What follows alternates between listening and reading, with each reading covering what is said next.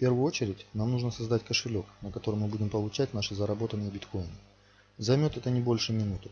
Для этого мы проходим на сайт blockchain.ru, ссылочку на который вы найдете под этим видео, так же как и на все остальные страницы, использованные в этом ролике. Выбираем язык нашей страны, нажимаем кнопку «Кошелек», «Создать новый кошелек».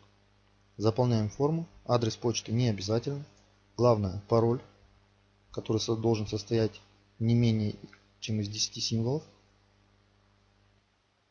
Вводим капчу,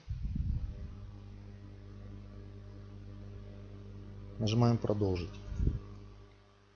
и получаем сообщение, что наш кошелек создан. Нажимаем дальше на кнопочку «Продолжить» и наш кошелек создан. Теперь важно сделать наш номер логин для кошелька обязательно скопировать, открыть новый текстовый документ, вставить его и сохранить.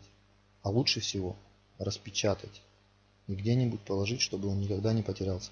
Так как биткоины — это валюта абсолютно анонимная, и позже не будет возможности восстановления пароля. Так что, пожалуйста, запишите ваш логин для кошелька и пароль. Не забудьте это.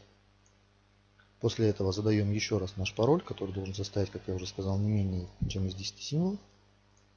Нажимаем на кнопочку «Войти». Все, наш кошелек готов. И вот это наш номер кошелька.